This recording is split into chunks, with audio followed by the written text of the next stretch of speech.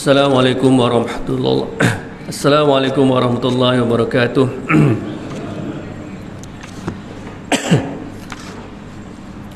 Bismillahirrahmanirrahim. Alhamdulillahirabbil alamin wassalatu wassalamu ala asyrafil anbiya'i wal mursalin wa ala alihi washabihi ajmain. Rabbi shrah li sadri wa yassir li amri wahlul 'uqdatam min lisani yafqahu qawli. Subhanaka la ilma lana illa ma 'allamtana innaka antal alimul hakim. Wala haula wala quwwata illa billahil aliyyil azim. Allahumma zidna 'ilman nafi'a warzuqna fahman nabiy wasi'a. Allahumma ij'alna minal mukhlisin, amma ba'd. Alhamdulillah, syukur kita pada Allah Subhanahu wa taala, kita sambung kembali kuliah berkenaan dengan ilmu faraid. Kita menggunakan buku bertajuk Faham Faraid, muka surat 34. Muka surat 34, perenggan yang kedua. Sebab penurunan ayat ini adalah riwayat Imam An-Nasa'i. Ayat mana? Ayat yang ke-176. Ayat yang ke-176. Secara ringkas je, ayat ini dia ceritakan tentang pembahagian pusaka kepada adik-beradik. Adik-beradik lelaki, adik-beradik perempuan. Kalau ada adik-beradik perempuan sahaja, kalau ada seorang dapat 1/2. Kalau lebih daripada seorang dapat 2/3, bagi sama rata. Dan sebelum tu mula-mula tu dia kata cerita pasal kala lah. Apa dia kala lah? Iaitu si mati tidak mempunyai bapa dan anak. Tidak mempunyai bapa dan anak ataupun anak lelaki. Kenapa? Kalau si mati ada bapa dan anak lelaki, maka adik-beradik akan terhalang. Lelaki perempuan akan terhalang, tak dapat.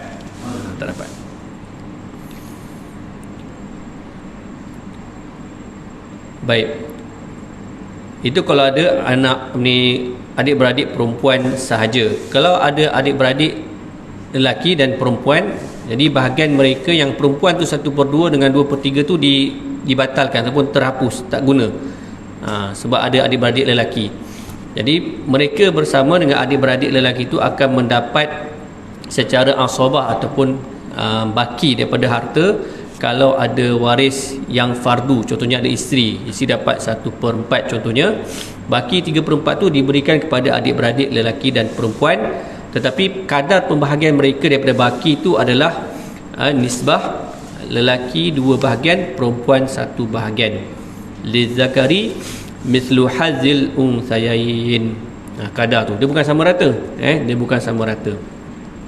Adik-beradik yang sama rata ni, ingat, adik-beradik yang seibu saja. Adik-beradik seibu, lelaki dan perempuan, kadar mereka adalah sama rata. Bagi sama rata. Tapi kalau adik-beradik seibu sebapa ataupun sebapa, kadar mereka 2:1. Macam anak lelaki dengan anak perempuan, cucu lelaki dan cucu perempuan. Okey. Jadi kita tengok sebab turunnya ayat yang ke-176 surah An-Nisa ni, iaitu daripada Sayyidina Jabir radhiyallahu anhu. Dia berkata, kata Sayyidina Jabir, ketika aku sedang sakit, Sayyidina Jabir ni tengah sakit, datang baginda Rasulullah sallallahu alaihi wasallam. Dia bertemu dengan aku. Jabir kata, maka aku berkata, wahai Rasulullah, aku ingin berwasiat memberikan 1/3 daripada hartaku kepada adik-beradik perempuanku. Jabir dia kata macam tu, dia berwasiat.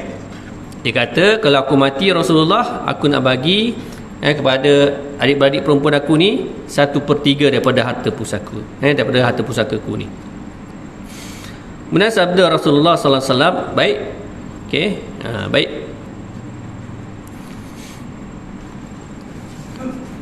Kemudian aku berkata lagi. Kemudian Sayyidina Jabir pun dia fikir balik, macam 1/3 ni macam tak cukup je rasanya kan. Tak cukup je ni. Kemudian aku berkata lagi, berkata pada Rasulullah, aku ingin berikan setengahnya. Wahai Rasulullah, aku cancel yang tadi 1/3 tu. Guna yang ni pula 1/2. Setengah. Kemudian baginda membalas dengan sabdanya, baik, okey, macam itulah kita kan. Okey, baiklah. Tak lama kemudian Rasulullah sallallahu alaihi wasallam pun keluar. Dan tiada lama kemudian baginda masuk semula. Masuk pula. Masuk semula ke rumah Jabir seraya bersabda, ini sabda baginda Rasulullah SAW, aku merasakan kamu tidak akan mati kerana penyakitmu ini. Kuasamu tak akan mati dengan penyakitmu ni. InsyaAllah akan baik, akan okey. Tak lama kemudian, sesungguhnya Allah Ta'ala telah menurunkan ayat. Ni ketika baginda keluar tu, turunlah ayat 176 ni. Allah telah menurunkan ayat yang menjelaskan pembahagian warisan bagi adik-beradik perempuan, iaitu sebanyak 2/3. 2/3. Iaitu bilangan mereka lebih daripada seorang. Dekat sini dia tak nyatakan ada berapa orang adik-beradik Sayyidina Jabir ni, tapi yang confirm dia bukan seorang.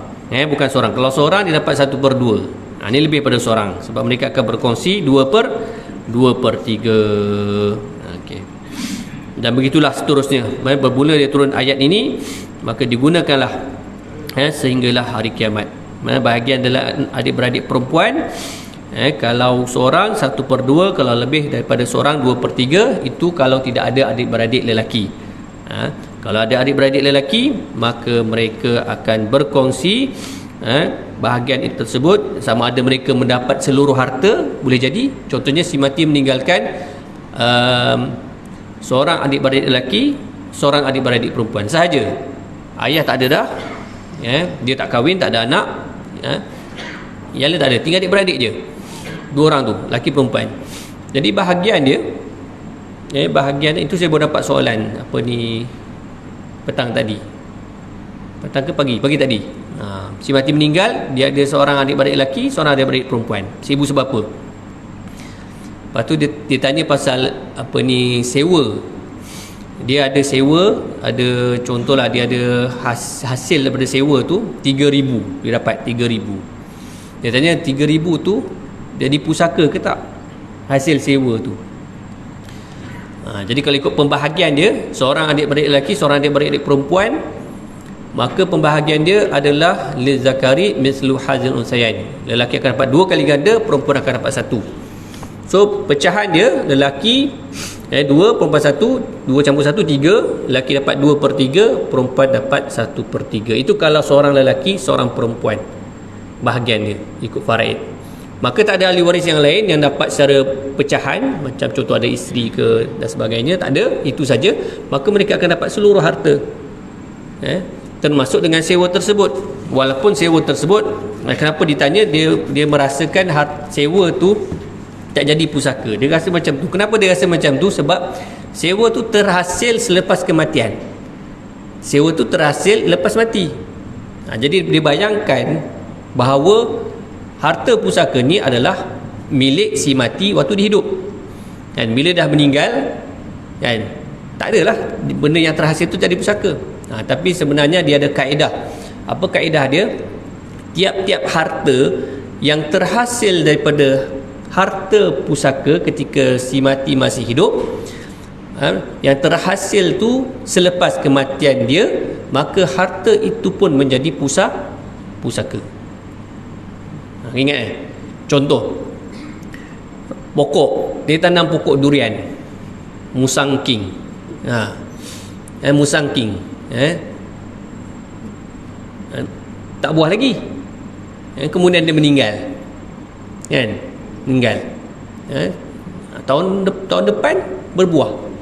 Jadi hasil tu jadi pusaka. Jadi pusaka walaupun dia terhasil selepas setahun dia dah meninggal. Kenapa jadi pusaka? Sebab pokok tu siapa punya? Si mati. Waktu dia hidup siapa tanam? Dia tanam. Mana orang mati tanam pokok kan? Ya, waktu dia hidup dia tanam pokok. Maka hasil tu akan jadi pusaka. Dia ternak lembu. Nak korban ni kan. Ternak lembu. Adalah 20 ekor. 20 ekor. Kemudian dia meninggal. Dan ahli waris pun tak buatlah pusaka kan. Tak buat pusaka, biar dia biak situ. Daripada 20 ekor ternak jadilah 40 ekor. Jadi harta pusaka tu bukan 20 ekor tu je, dah jadi 40 ekor harta pusaka. Dah jadi 40 ekor. Walaupun lagi 20 ekor tu terhasil ataupun dilahirkan selepas kematian. So samalah hasil sewa, ada rumah sewa, ada kedai lot kedai sewa, tanah sewa pun sama juga akan jadi pusaka. Maka daripada 3,000 tu, so bahagian pecahan faraid dia yang wajib tu adalah 2/3 lelaki, perempuan 1/3. Maka lelaki akan dapat 2,000, perempuan akan dapat 1,000. Sampai bila? Selagi mana adalah hasil sewa tu, selagi ada hasil sewa, selagi itulah dia diberikan pada ahli waris lelaki dan perempuan tu. Baik, contoh kalau ada kos kos membaiki kerosakan. Okey, kalau nak membaiki, bayar dulu dengan duit, kemudian tolak dulu kan. Contohnya 3,000, kos baiki tu 1,000 contohnya. 3,000 tolak 1,000, 2,000. Okey, 2,000 tu akan difaraidkan, dua pecahan, dua bahagian untuk lelaki, satu bahagian untuk perempuan. Tu. Baik. Jadi kat situ dia menerima semua harta pusaka si mati. Sebab apa? Si mati tidak ada ahli waris yang lain kecuali adik-beradik sahaja. Dan ada kalanya adik-beradik itu dapat bakilah. Contoh kalau si mati ada isteri dapat 1/4 contohnya, sebab tak ada anak, maka 3/4 lagi tu akan diberikan kepada adik-beradik lelaki dan adik-beradik perempuan. Tapi kalau ada anak lelaki, si mati ada anak lelaki, maka adik-beradik tak dapat pusaka, terhalang. Terhalang. Baik.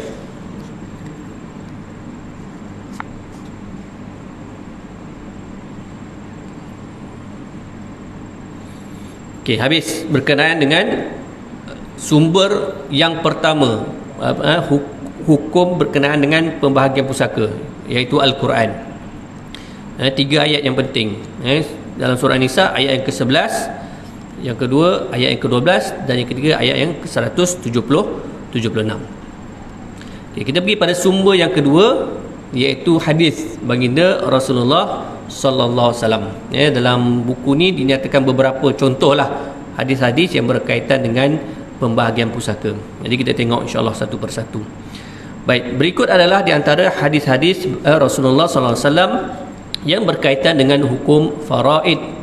Yang pertama, Ibn Abbas qala Rasulullah sallallahu alaihi wasallam, alhiqul faraida bi ahliha fama baqiya fahuwa li aula rajulin zakar.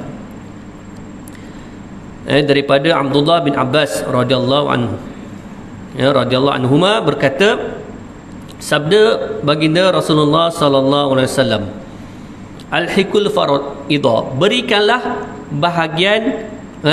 bahagian warisan yang ditentukan kepada pemiliknya. Dalam kurungan kata ahli fardu. Al-faraid dalam hadis ini menunjukkan ahli waris yang terima bahagian secara fardu. Apa dia fardu? Kena ingat balik. Jangan ingat fardu ni seperti mana yang kita faham, iaitu wajib. Okay, kalau belajar ilmu faraid, kalau dengar perkataan fardu, dia adalah bahagian ahli waris yang ditetapkan bahagian mereka. Contoh macam suami 1/2, 1/4, isteri 1/4, 1/8, anak perempuan 1/2, 2/3, cucu perempuan 1/2, 2/3, 1/6 contohnya, ibu bapa 1/6 contoh, datuk 1/6 contohnya. Itu dah fix dah, dia tak berubah. Okey, jadi Nabi kata berikan, bagi dulu. Okey, ataupun berikan. Tapi kalau kat sini sebenarnya kita faham seolah-olah macam bagi dulu kan, tapi sebenarnya dalam pengiraan tu dia ada turutan dia, tapi pembahagian dia adalah secara serentak. Fama baqiya, kan. Adapun bakinya kalau ada, maka bagi waris lelaki yang paling dekat nasabnya, bagi waris lelaki yang paling dekat nasabnya. Dibagikan golongan ni golongan asabah. Apa dia asabah? Iaitu mereka mendapat bahagian yang tidak ditetapkan pada permulaannya lah, tak ditetapkan lagi. Ditetapkan ketika mana? Setelah pengiraan dibuat. Macam tadi kan, lelaki anak lelaki ni adik-beradik lelaki, adik-beradik perempuan, dia adalah asabah. Macam mana kita tahu 2/3 dengan 1/3? Setelah kita buat pengiraan. Itu sebab seorang lelaki, seorang perempuan. Kalau ada 2 orang lelaki, 2 orang perempuan, dia dah berbeza. Dia bukan 2/3, 1/3. Ini pun baru kawan saya dia share satu keputusan pembahagian. Dia kata apa? Si mati ni anak lelaki, anak perempuan. Anak lelaki, anak perempuan, pembahagian pun sama juga, 2:1. Macam adik-beradik lelaki, adik-beradik perempuan, seribu seberapa ataupun seberapa. Dia nyatakan nilai-nilai harta lah. Lepas tu dia kata nilai tersebut lelaki akan dapat 2/3 dibahagikan sama rata kepada lelaki. Saya tak ingat ada berapa orang lelaki. Ada 6 orang kalau tak silap, 6 orang. Perempuan ada 4 orang kalau tak silap. Tapi dia kata yang 6 orang ni akan dapat 2/3 dan dibahagikan 6 orang tu sama rata, dan yang perempuan akan dapat 1/3 dan dibahagi sama rata.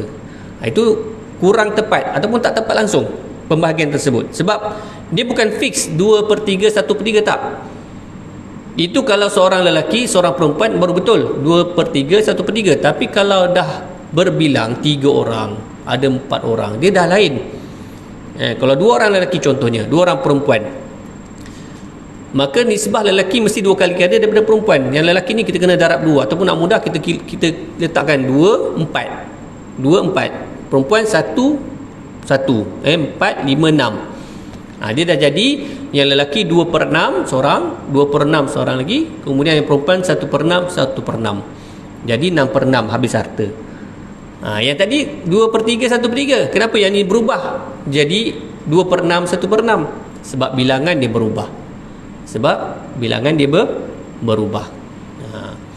Dia ada bahagian dia, tetapi perlu dikira dahulu. Macam dalam hadis Nabi kata, berikan bahagian waris yang ditentukan kepada ahlinya, dan baki kepada ahli waris lelaki yang paling dekat nasab. Kita ambil contoh, si mati ada suami, tidak ada anak, dan kemudian dia ada adik-beradik lelaki seorang. Suami akan dapat berapa? Suami akan dapat 1/2. 1/2. Surah An-Nisa ayat yang ke-12. Walakum nisfu ma taraka azwajukum illam yakul lahunna walad. Suami-suami akan dapat 1/2 jikalau si mati tidak mempunyai anak. Suami dapat 1/2. Adik-beradik ada seorang lelaki. Dia dapat berapa? Ni Nabi kata apa? Fama baqiya fahuwa li aula rajulin zakat. Dia akan mendapat baki daripada bahagian ahli fardu yang telah mengambil. Suami dah dapat 1/2, baki dia 1/2. Maka diberikan kepada adik-beradik lelaki. Jadi ketika itu adik-beradik lelaki adalah bahagian dia. Berapa bahagian dia? 1/2. Itu sebab dia bukan, kita faham kalau zohir daripada hadis ni seolah-olah suami ambil dulu 1/2 harta dia, duit kat bank tu kalau ada 4 juta, ambil dulu 2 juta, lepas tu lagi 2 juta bagi pada adik-beradik lelaki. Tak, dia bukan macam tu. Dia pengiraan, ini untuk pengiraan, nak kira dulu. Kalau ikut dia punya tertib dia, kalau nak kira, kita kena kira dulu yang pecahan dulu, baru boleh tahu baki. Mana boleh kita tahu baki dulu baru tahu pecahan, kan? Susunan dia kena tahu pecahan dulu. Kan ada orang boleh buat sini, tahu baki dulu kemudian tahu pecahan. Ada boleh buat? Tak boleh kan? Kira pecahan dulu, kena tahu dulu pecahan, barulah kita tahu baki. Jadi dah tahu pecahan 1/2, barulah kita tahu baki dia 1/2, dan baki itu diberikan kepada adik-beradik lelaki. Maka ketika itu dah tahulah pecah dia, iaitu 1/2. 1/2. Baik, itu kalau seorang adik-beradik lelaki. Kalau dua orang, dia tak jadi 1/2 dah. 1/2 tu akan pecah kepada dua orang, akan jadi 1/4. Akan jadi 1/4. Suami 2/4 kita besarkan, dan setiap orang lelaki, adik-beradik lelaki tu, yang dua orang tu, seorang akan dapat 1/4. Tengok berubah. Tadi 1/2. Kenapa yang ini jadi 1/4? Sebab dia dua orang. Sebab dua orang jadi 1/4. Jadi bahagian 1/4 itulah yang kita tak tahu daripada harta pusaka. Duit dalam bank dia akan dapat bahagian 1/4. Rumah dia ada dapat bahagian 1/4. Tanah 1/4. Dia nak tahu yang tu. Itu yang wajib. Itu sebabnya dalam faraid, kalau kita cerita mula-mula tu, apa makna faraid? Iaitu dia adalah satu ilmu yang mempunyai dua perkara. Yang pertama, kaedah fiqh, satu. Yang kedua, kaedah pengiraan. Daripada kedua-duanya kita dapat tahu berapa bahagian ahli waris. Dia kena ada ilmu. Satu lagi ilmu matematik. Matematik. Okey. Boleh.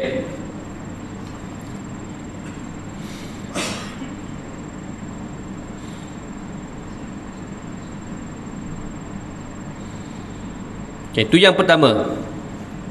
InsyaAllah dalam pengiraan nanti kita akan masuk dalam tajuk pengiraan nanti, insyaAllah. Tapi lambat lagi lah. Lambat lagi sebab dia pengiraan ni dia kena habis dulu yang fiqah dulu, kan? Dah habis fiqah tu baru masuk pengiraan. So dalam buku ni kita pecah pada dua. Yang pertama kita buat fiqah dulu, pemahaman dulu. Lepas kemudian dah faham betul-betul, dah ingat, dah terror dah, baru kita buat pengiraan. Tu sebabnya kalau orang kata ni ngaji faraid, maknanya whiteboard apa semua tak ada kan, kosong je ni. Sebab kita tak masuk lagi. Tak masuk lagi. Harap bersabar, kan? Kalau saya masuk juga pengiraan, habis lah, kan? Sekarang pengurusi kata, ustaz, ni last ustaz. Ni dah last ustaz dah. Pening dah kita orang, kan? Kan risau pula nanti kan tak ada orang datang kuliah pula. Jadi kita buat mudah-mudah dulu. Kita buat faham dulu.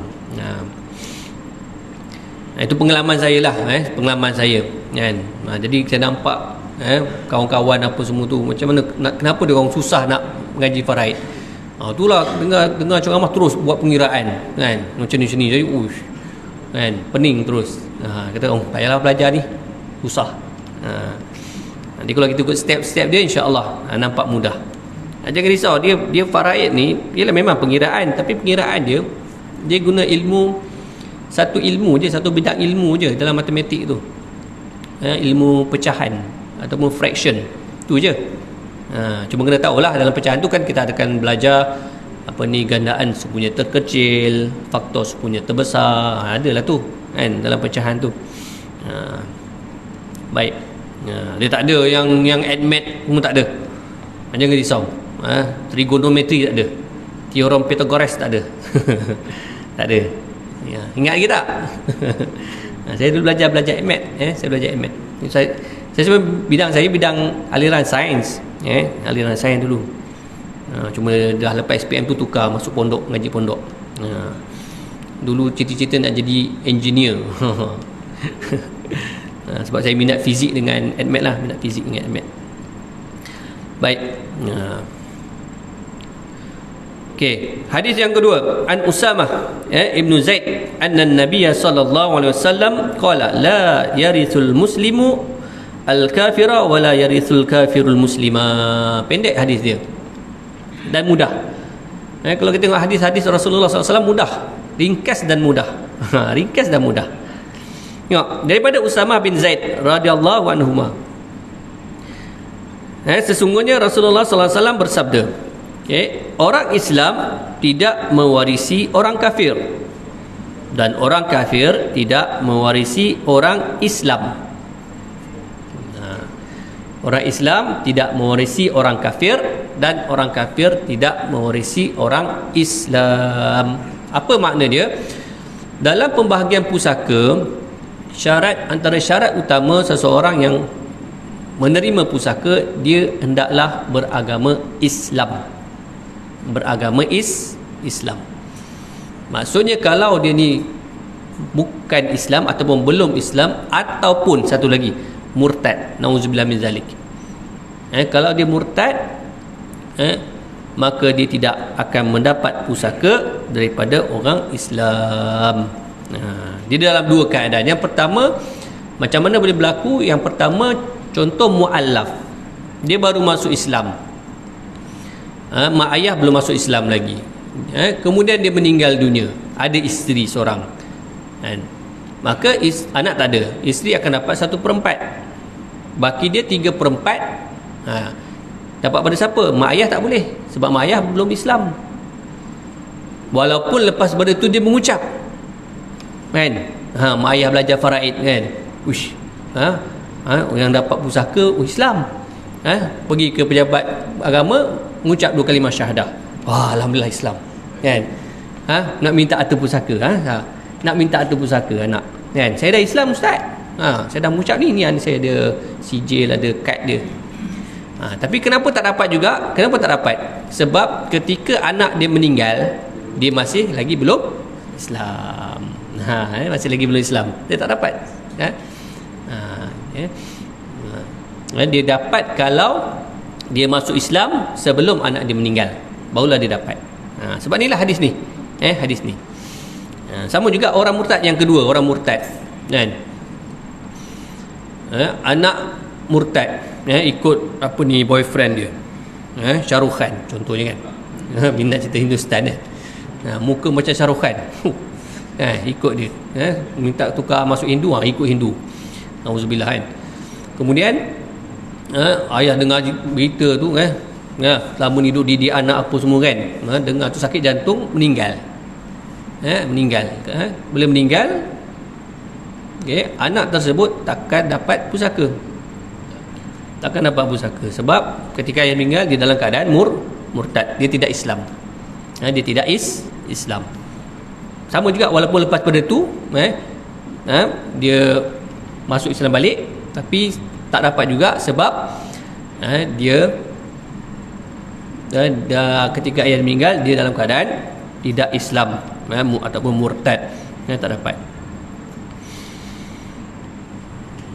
Baik. Kemudian Nabi kata, dan orang kafir tidak mewarisi orang Islam. Orang kafir tidak, yang kedua ni patut yang cerita tadi. Yang kedua tu yang cerita tadi, orang kafir tidak mewarisi orang Islam.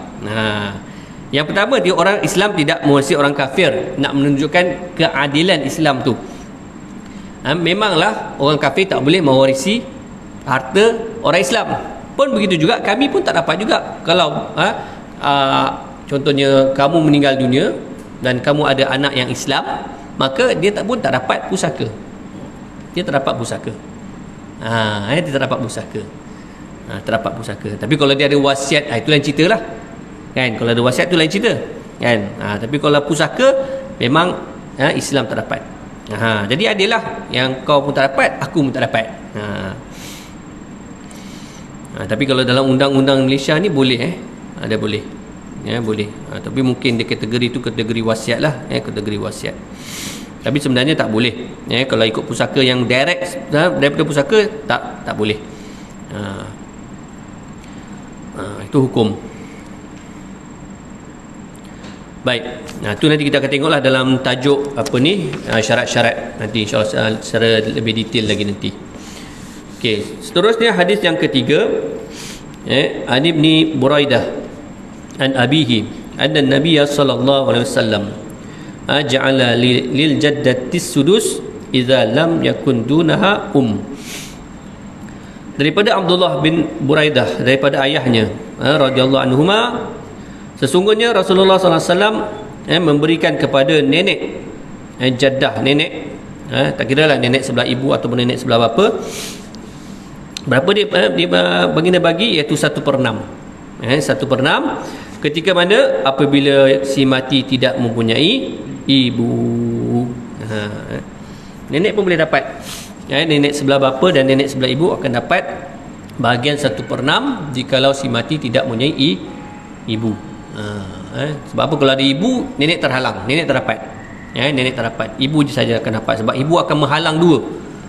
Ibu akan menghalang dua orang nenek. Nenek sebelah bapa pun dia akan halang, nenek sebelah ibu pun dia akan dihalang. Memang kalau kita tengok kan, ibu ni mak dia nenek lah kan, nenek sebelah ibu. Memang secara logiknya memanglah dia akan halang sebab dia masih hidup. Yang ibu ni darah daging dia. Kalau dia masih hidup, ibu dia tak dapat. Tapi dia juga, ibu ni menghalang nenek sebelah bapa. Dia halang mak mertua dia. Walaupun mak mertua tu tak kaitan, dia boleh menghalang mak mertua dia.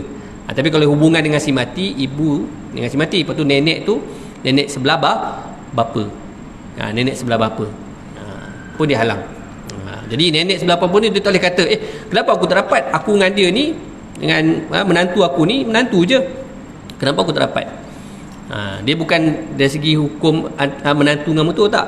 Dia hukum ibu dengan nenek. Sebab kita ahli waris ni kena ingat, apabila sebut nama ahli waris, kaitkan dengan si mati. Ibu si mati, nenek si mati. Jangan kaitkan antara yang hidup. Macam nenek tadi kan, kenapa aku tak dapat? Aku dengan dia menantu mertua. Dia kalau menantu mertua, itu lain cerita. Kalau menantu mertua si mati, itu memang lain. Tapi ini bukan kait dengan dia yang hidup, kaitkan dengan si mati. Yang ini ibu, yang ini adalah nenek si mati. Jangan keliru. Kadang-kadang buat keliru juga ni, orang tanya soalan kan, Ustaz kan, nak tanya faraid sikit. Ayah saya meninggal, ada mak. Ada mak. Ada mak saya. Dan ada adik-beradik saya. Jadi kita kena convert balik tu. Kena convert. Jangan bagi mak. Kalau mak hukum lain. Ayah saya meninggal, ada mak saya. Maknanya si mati ada isteri. Ada isteri. Kadang pening juga kan. Nanti dulu.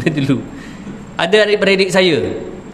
Maknanya ada anak. Ada anak. Dia lain, hukum dia lain. Kalau mak hukum dia lain, kalau isteri hukum dia lain. Mak si mati hukum dia lain, isteri si mati hukum lain. Jadi dalam kes ni bukan mak, dia adalah isteri. Tu kena dipanggil siasatan tu, kena tanya betul-betul. Tu kalau nak tanya saya nanti kan, kaitkan dengan si mati, jangan kaitkan dengan hidup. Pening jadi dia. Jangan. Baik. Okey, baik. Itu kalau tak ada ibu. Okey, contoh kalau kedua-dua nenek ada. Nenek sebelah ibu pun ada, nenek sebelah bapa pun ada. Ibu dah tak ada dah. Maka 1/6 ni bukan 1/6 seorang, dia akan berkongsi. Dia akan berkongsi dua orang nenek tu. Maka seorang nenek akan dapat 1/12 lah, 1/12. Dan yang menarik bahagian nenek ni, dia satu je. Dia tak sama ahli waris yang lain. Dia ada satu je, 1/6 je. Kalau ahli waris yang lain, macam suami, dia ada 1/2, 1/4. Ibu ada 1/3, 1/6. Bapa ada 1/6. Asobah, 1/6 tambah asobah. Dia ada beberapa pecahan. Anak perempuan 1/2, 2/3. Tapi nenek ni satu je, 1/6 je. Okay. Kalau kata nenek ni ada 2/3, itu kelentong lah. Ada dua, ada 1/3, 1/2 tak ada, tu kelentong. Nenek satu je, 1/6. Sebelah ibu pun 1/6, nenek sebelah bapa pun 1/6. Dia ahli waris, nenek sebelah ibu dan nenek sebelah bapa adalah waris. Yang bukan waris hanya datuk sebelah ibu. Kena ingat, datuk sebelah ibu bukan waris. Bukan waris di sisi faraid, maknanya dia tidak akan mendapat pusaka. Datuk sebelah ibu, datuk sebelah ibu, dia terputus dah tu. Dari segi keturunan darah tu adalah ahli keluarga, tetapi daripada pembahagian pusaka dia bukan ahli waris. Jadi dalam ilmu faraid, dengar baik, kalau saya kata ahli waris dalam ilmu faraid adalah mereka yang berhak mendapat pusaka. Dia jumlah mereka ada 25 orang saja. Ustaz, anak saya keturunan saya ni ada 50 orang kan. Campur semua cucu kan, sepupu sepapak pun 50 orang. Tapi dalam ilmu faraid yang dapat hanya 25 orang saja. Nanti kita akan tengok insya-Allah. Tajuk ahli waris. Kalau dalam buku tu, buku Faham Faraid tu boleh tengoklah. Apa ni bilangan ahli waris tu, peta pokok keluarga tu. Dia bukan semua. Jadi macam datuk sebelah ibu dia bukan waris. Dia panggil ahli keluarga saja dalam faraid. Tapi dari segi percakapan biasa kita tu semua ahli waris kan, tak ada masalah. Tapi kalau kita belajar ilmu faraid, dia kena set minda kita tu, ahli waris adalah mereka yang mendapat harta pusaka sahaja.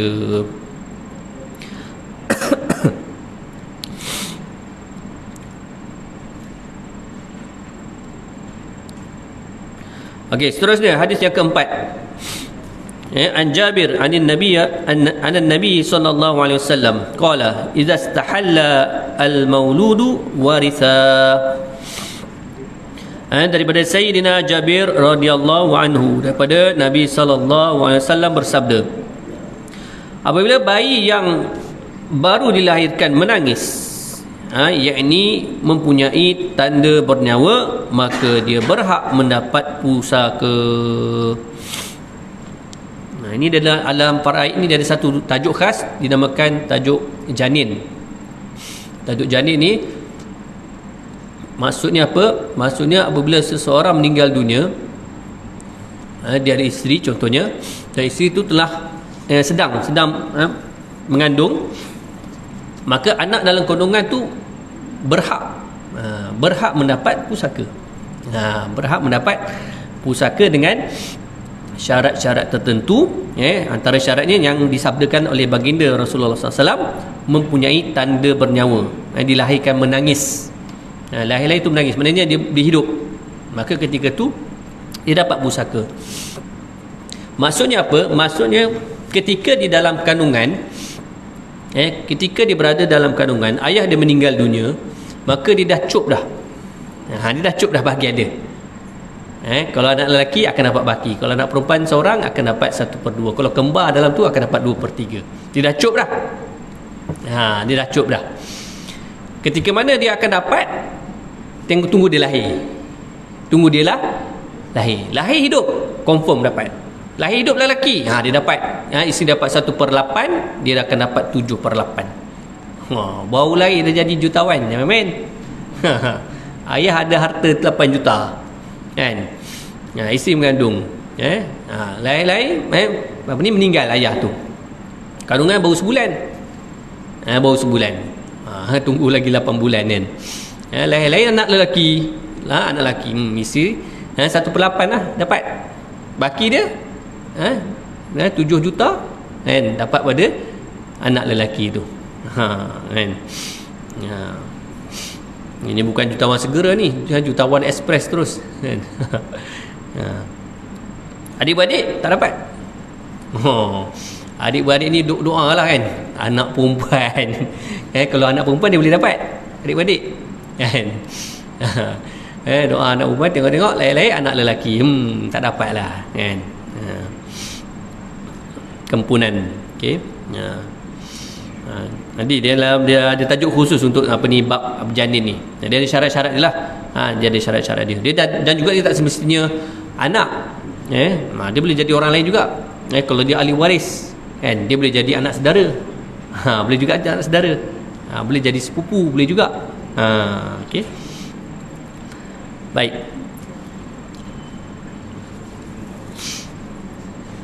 Seterusnya, hadis yang kelima. Wa an Amrin ibnu Shu'aib an abihi an jaddihi qala Rasulullah sallallahu alaihi wasallam, laisa lil qatili minal mirathi syai'un. Daripada Amru bin Shu'aib, daripada bapanya, daripada datuknya, katanya, kata datuk dia, Rasulullah sallallahu alaihi wasallam telah bersabda, tiada bagi seseorang pembunuh itu sesuatu daripada harta pusaka. Pembunuh tidak akan dapat harta pusaka. Secara detail dia, pembunuh yang membunuh ahli waris, ataupun yang membunuh tu dia merupakan ahli waris kepada orang yang dia bunuh. Itu lebih tepat. Contoh kan, ayah ni bilioner, duit berbilion-bilion lah, umur dah dekat 100 dah. Orang lain lah dekat 100, tak mati lagi kan. Bila anak pun dah umur 70 lah kan, Kan aku yang pergi dulu kan. Kan? Kemudian dia buatlah apa ni, buat apa? Spekulasi, bukan spekulasi. Apa nama dia? Konspirasi.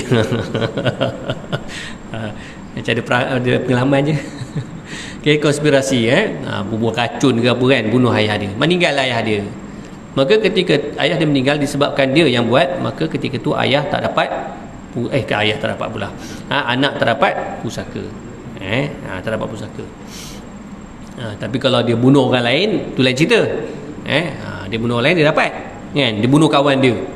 Ayah dengar berita ayah meninggal. Dia dapat pusaka. Dia dapat pusaka. Tapi urusan dia bunuh tu, itu kena selesai lah kan.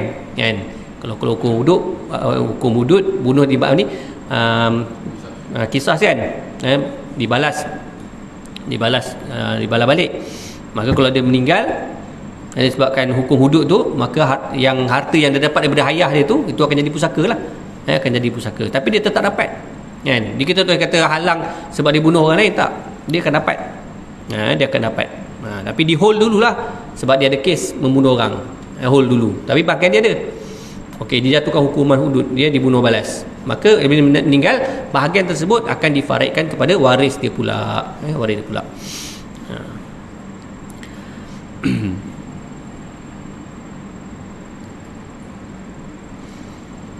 Jadi yang tetapkan pembunuhan ni adalah mahkamah. Mahkamah yang akan tetapkan, bukan kita lah. Bukan kita. Kalau dalam mazhab Syafi'i dia keras sikit. Dia punya syarat-syarat tu. Pembunuhan tidak sengaja pun dikira sebagai membunuh kan. Kita tengah potong bawang kat dapur kan, ayah kita kat belakang saja nak kejutkan kita kan. Pucut tikam ayah kita meninggal. Pusaka tak dapat. Hati-hati jangan buat lawak benda ni. Dalam mazhab Syafi'i tak dapat pembunuhan tidak sengaja, pembunuhan tanpa niat. Tak dapat. Di apa-apa bentuk pembunuhan, kalau daripada kita dikira sebagai penghalang daripada pusaka. Sebab apa mazhab Syafi'i buat macam tu? Sebab dia nak mengelakkan berlakunya konspirasi yang mengatakan dia tak sengaja bunuh. Kan? Dia boleh ketipu. Dia buat kata tak sengaja bunuh. Tapi nak stop terus, tapi dia keras lah. Walaupun kita buat tanpa sengaja pun tetap tak dapat. Tetap tak dapat. Sama lah macam kita bawa kereta kan. Kita nak reverse kereta, tak perasan ayah kita kat belakang ataupun isteri kita kat belakang, terlanggar, mati isteri kita, tak dapat. Pusaka tak dapat. Tak dapat pusaka. Tu kena hati-hatilah. Balik rumah ni kan jaga-jagalah. Okey. Okey.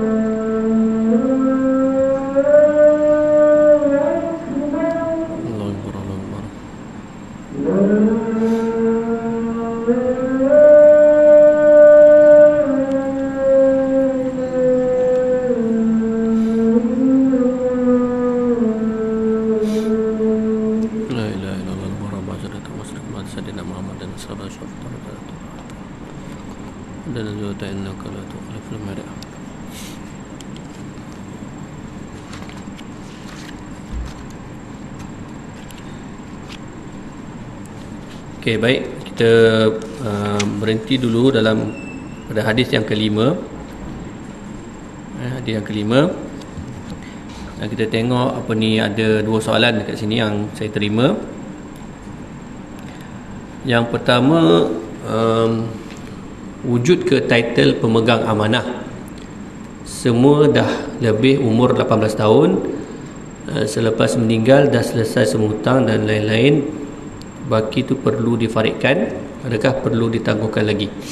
Okey, itu mengikut undang-undang di Malaysia yang saya fahamlah. Kalau ahli waris yang berumur bawah 18 tahun kena lantik pemegang amanah, dan biasanya amanah raya lah sebagai pemegang amanah, bawah 18 tahun. Maka apabila dah 18 tahun ke atas, sampai umur 18 tahun, maka dia perlu diberikan harta pusaka itulah, kena diberikan kepadanya, sebab dia dah mengikut undang-undang, dia boleh terima. Mana masuk dalam akaun bank dia. Kalau bawah 18 tahun ni, dia ada hak, memang dia ada hak sebab dia ahli waris, cuma bahagian itu tak dia masukkan dalam akaun bank dia.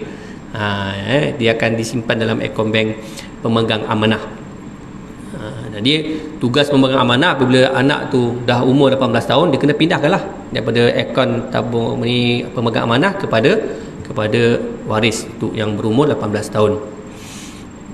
Dan hutang semua dah bayar. Okey, alhamdulillah, bagus. Okey, hutang telah dibayar, dan baki tu mesti difarikkan kepada ahli waris tersebut. Termasuk yang umur 18 tahun. Sebenarnya sebelum dia 18 pun dia dah terima, bahagian dia dah ada dah. Cuma sebab dari segi undang-undang tu tak boleh nak bagi. Tak boleh nak bagi sebab bawah 18 tahun. Adakah perlu ditangguhkan lagi? Tak, mesti diberikan dengan segera. Mesti diberikan dengan segera, tak perlu tangguh. Sebab apa tidak boleh ditangguhkan? Sebab kita takut, yang pertama, mengambil hak orang lain, sebab dia ada hak masing-masing. Dan kita takut juga pemegang amanah tu, kalau pemegang amanah tu jenis individu, bukannya syarikat, kalau dia meninggal kan, meninggal dunia, duit dalam akaun bank dia kan, jadi satu masalah lagi. Dan kita takut juga yang umur 18 tahun tu dia meninggal.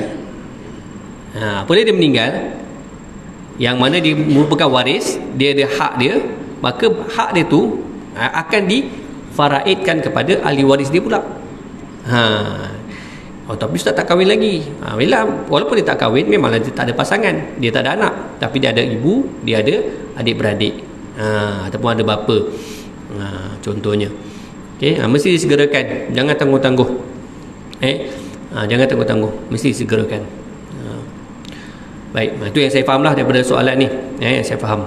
Kalau nak jawapan yang lebih detail, mungkin kena ni lah, sebab yang saya faham macam tu lah. Itu yang pertama. Yang kedua, Assalamualaikum Ustaz. Waalaikumsalam.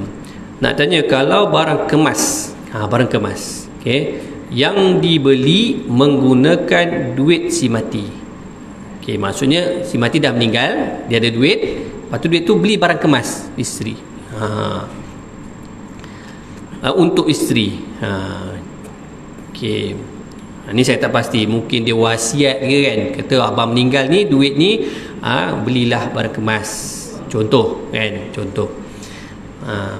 Adakah dikira harta pusaka si mati dan perlu difaraidkan? Baik, dia tetap, asalnya dia tetap menjadi pusaka walaupun kita dah convert kan. Duit asalnya suami ada duit, contohnya 10,000 pusaka.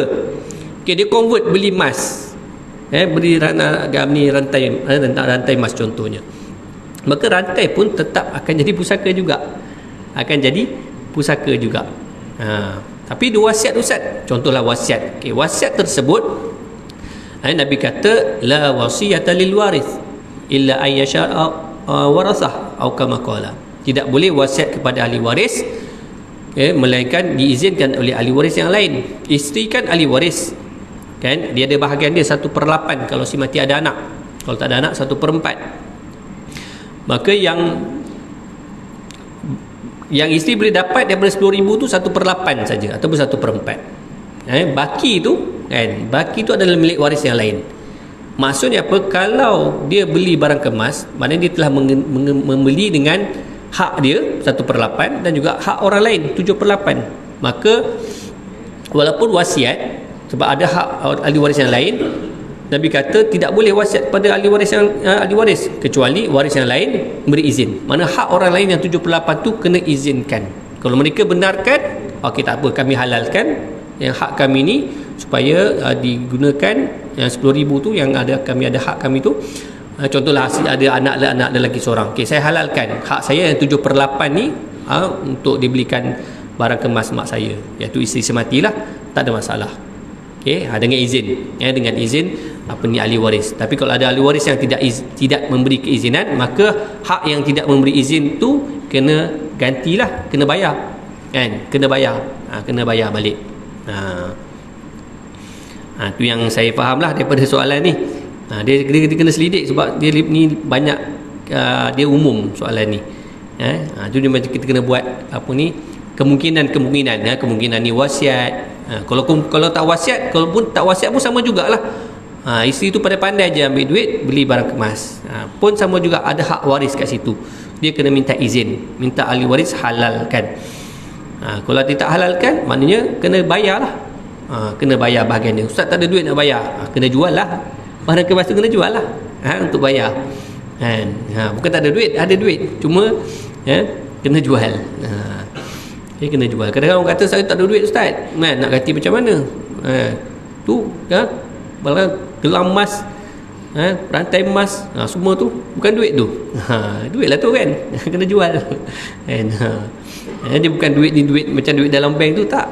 Semua harta tu kalau boleh convert pada duit, dia adalah harta, adalah duit juga. Okey, boleh. Boleh. Okey, ada soalan satu lagi. Soalan live.